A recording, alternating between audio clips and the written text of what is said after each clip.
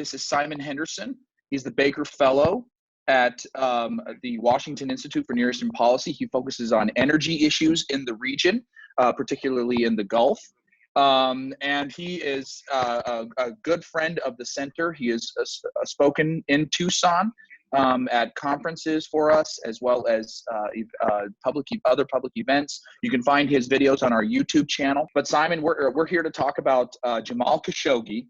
It's been an incredible story, and almost fantastic story that's come out that we're reading in the press. And you knew Mr. Khashoggi. You're familiar with the politics of the region and the things that are going on right now. He's been named post-mortem one of Time's Person of the Year. And so he's become a lightning rod of a figure in his death. And I wanted to, if you could just tell us, give us an update or let people know exactly what we know and what's been happening with his death. And then just tell us a little bit about him as a person. And then we can talk about some other things that you think are important. Well, that's quite a lot. But in brief, on October the 2nd, Jamal Khashoggi walked into the Saudi consulate in Istanbul to sort out some paperwork relating to a divorce, and didn't walk out again. And it is now clear, and the Saudis have now admitted, that he died in the consulate. But we don't have his body, and we don't know where it is, and the precise circumstances of his death and why he was killed are unclear. They may or may not emerge because the Turkish authorities were bugging the consulate and have leaked some information about what went on there, but there's probably more to come. Jamal Khashoggi was somebody I've known for quite a few years.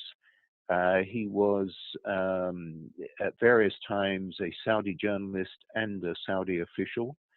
I found him an interesting man to talk with, and we were friends.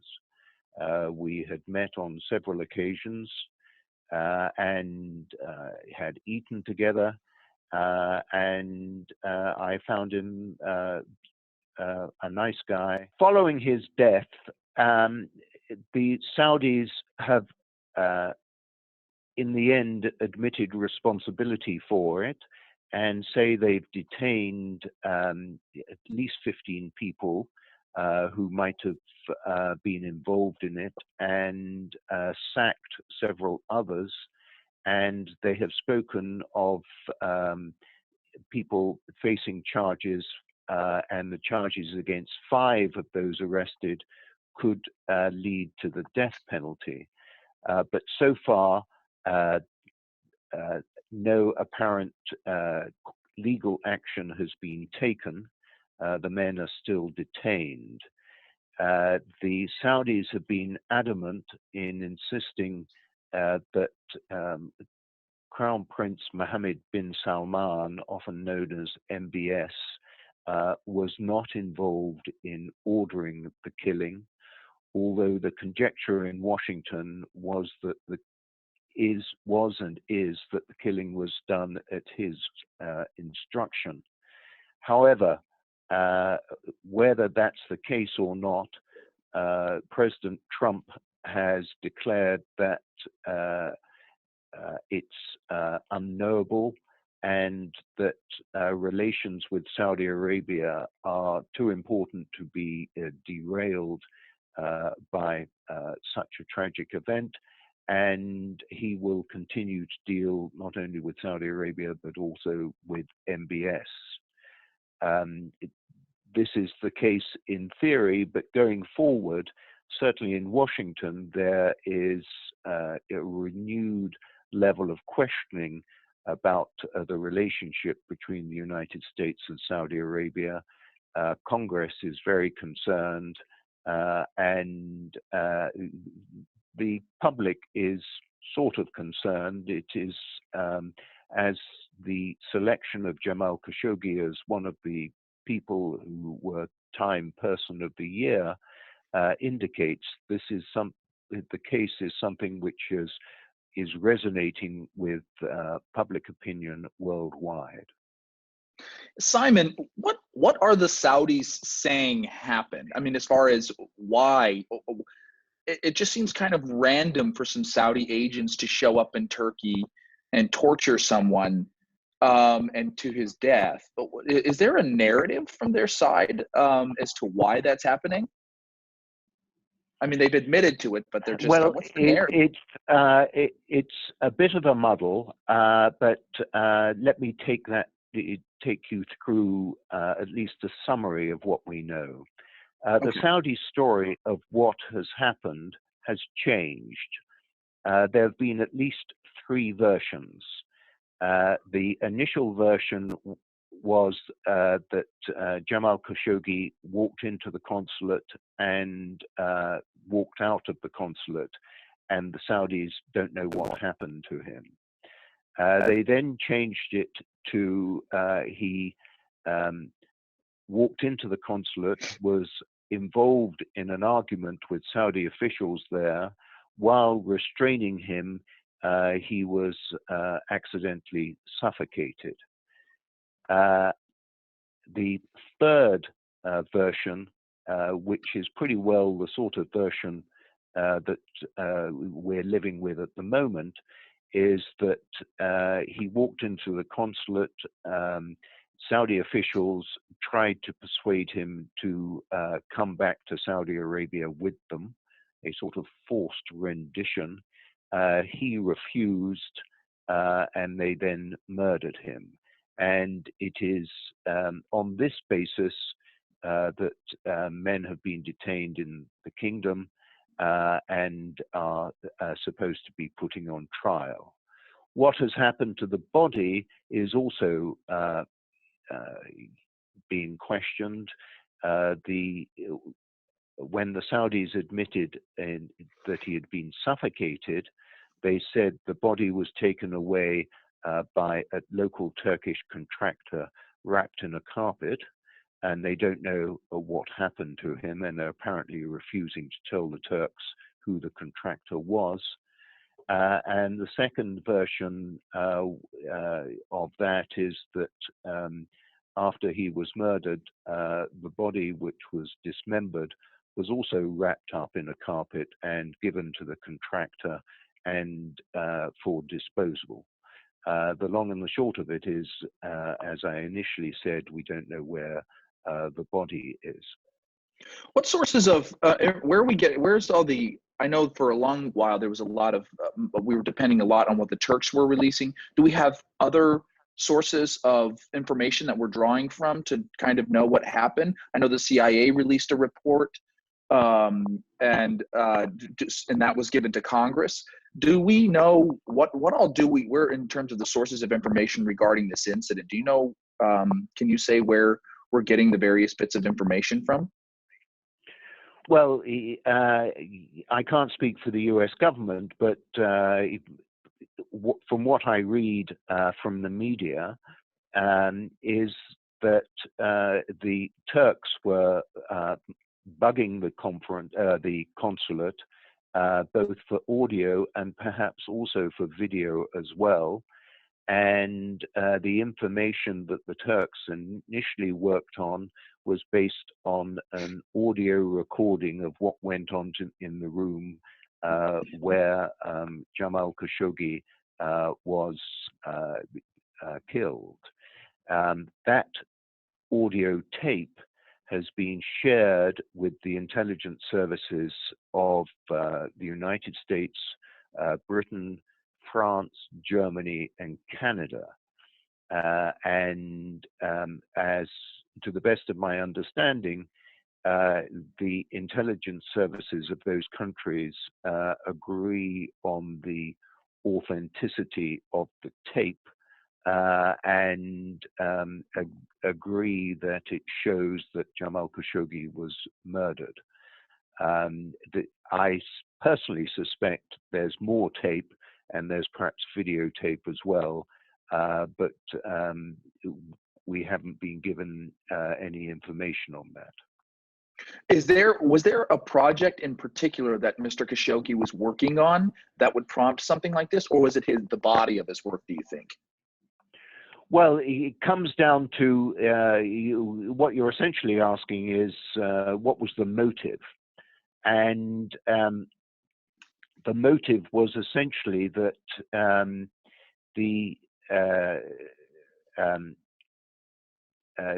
apparently that the Saudis thought that he was a leader of political opposition, and they wanted to move against that. So that is why they were determined to get him back to the kingdom. There have been various stories put out of the nature of his opposition. One is that he was a Muslim extremist, if you like, a member of the Muslim Brotherhood, and was therefore a threat to the kingdom. I tend to downplay that, and instead I emphasize that he was a journalist and he wrote critical columns in the Washington Post, which the Saudi authorities didn't like. But these columns are available online.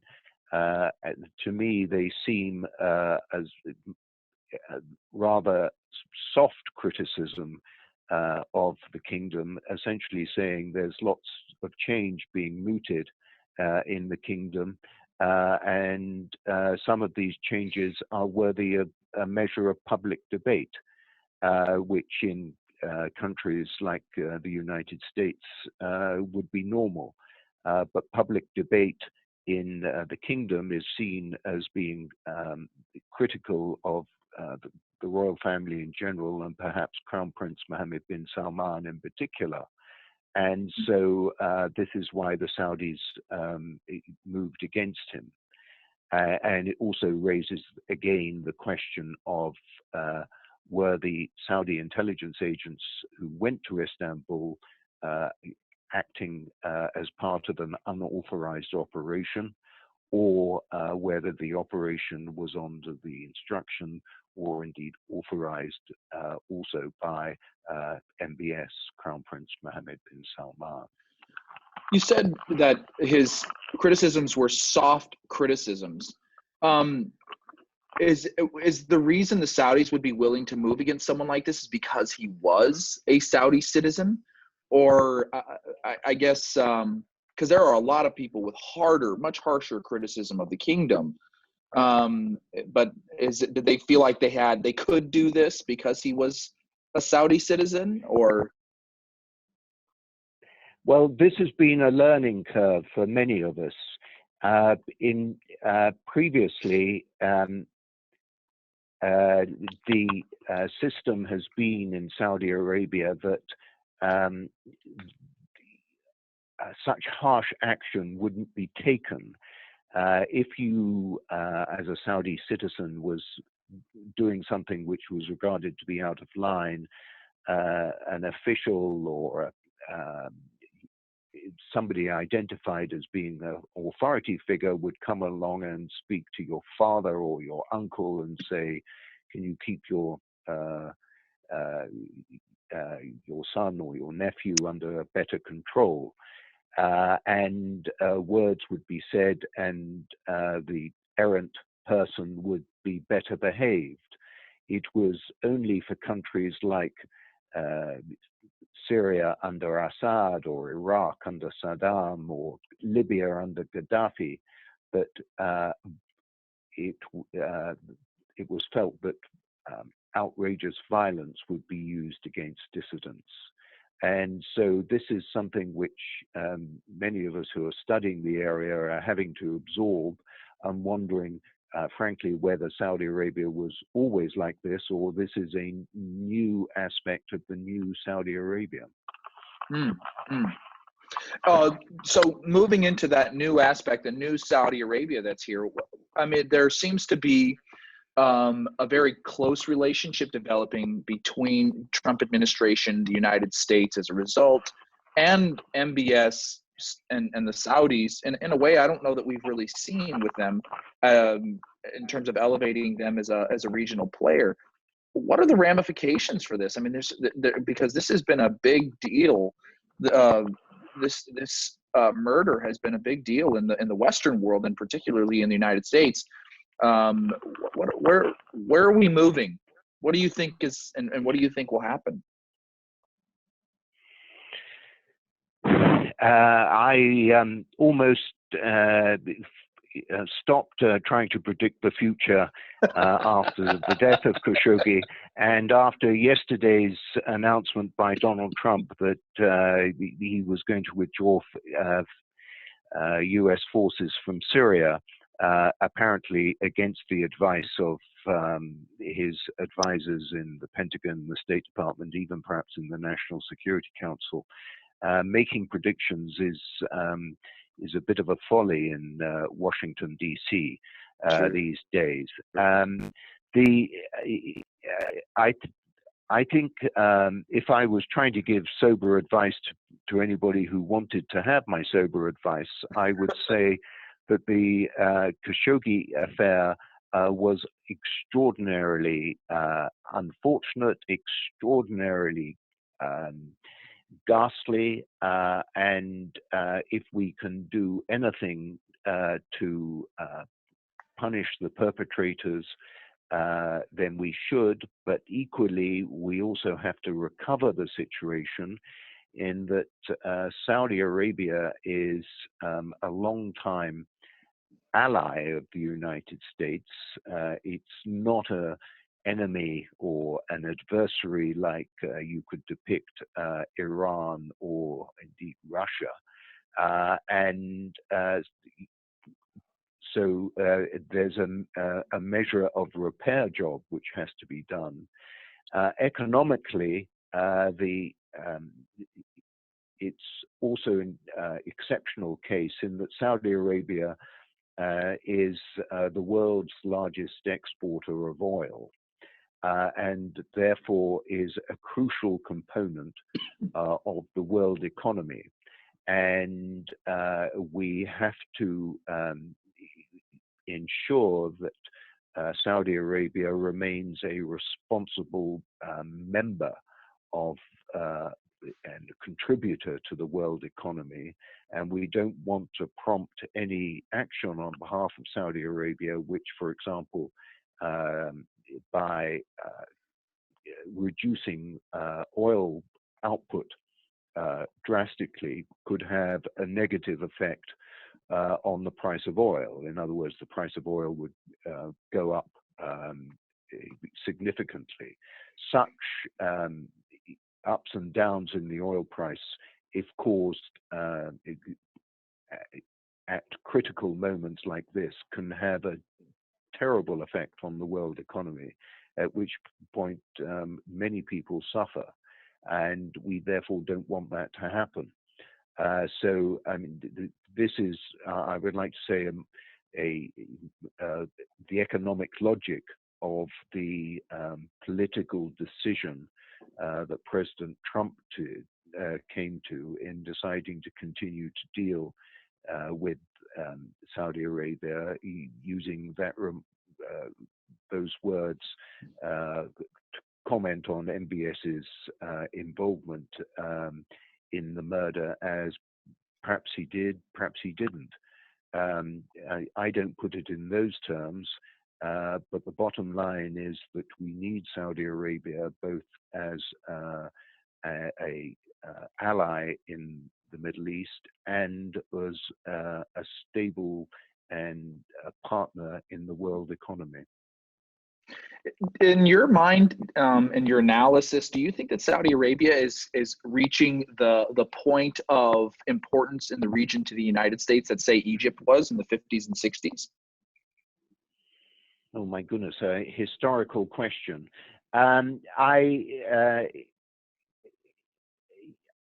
My view of the Middle East comes from the angle of economics. I look at oil and gas. The Middle East has the largest deposits of oil in the world, and in natural gas terms, it is almost as significant. Whereas Egypt, back in the 50s and 60s, and even today, is not significant in energy terms. It was significant in those days in political terms, but the judgment of what makes a country politically important has shifted over the passage of time.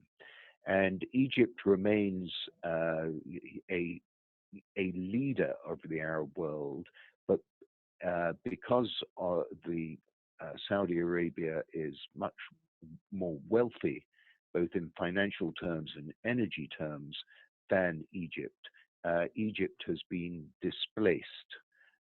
The way that importance is measured in the Middle East, in my way of thinking, has changed radically. Final question from me is, do you think, are there, Simon, your colleague, Dennis Ross, wrote a piece that was talking about balancing our values in terms of how should we deal with Saudi Arabia in this instance with our strategic needs in terms of maintaining the relationship with Saudi Arabia. In your mind, is there a way to balance those, balance those where we feel like we're getting justice for Khashoggi and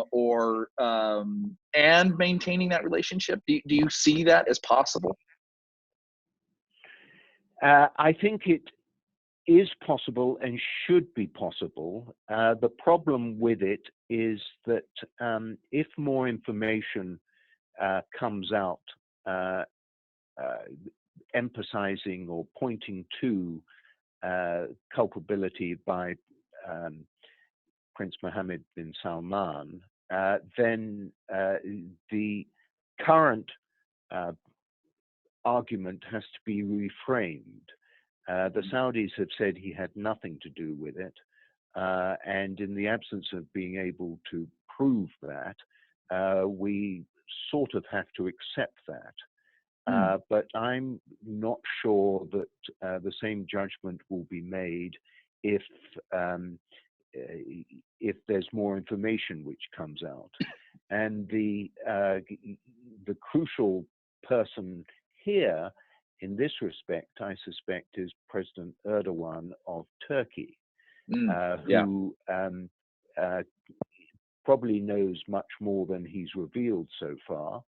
And it's up to him on whether he shuts up and moves on or continues to trickle out information. And then that becomes a guessing game of what his motives are. Is he somebody who's just trying to seek temporary advantage? Is he trying to seek justice for Jamal Khashoggi? Or perhaps, as it has been suggested to me, he sees himself in a game of rivalry between Turkey and Saudi Arabia, epitomized by his leadership of Turkey and Crown Prince Mohammed bin Salman's effective leadership of Saudi Arabia. And in this game of rivalry, he wants to win. Does he want to win over time, or does he want to win by delivering a knockout blow?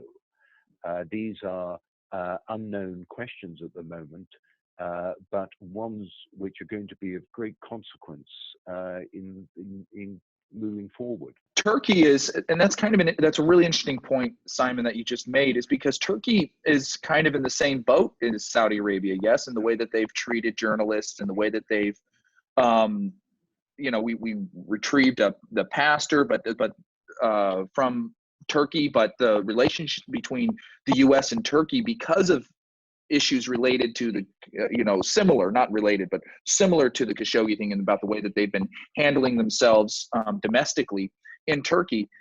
It seems like the relationship between the U.S. and Turkey have been on, icing a little bit. Do you think that Erdogan is going to try to use this to thaw a little bit Is that what you're referring to? Well, you make absolutely valid points. Freedom of expression in Turkey has diminished as President Erdogan has increased the level of his power,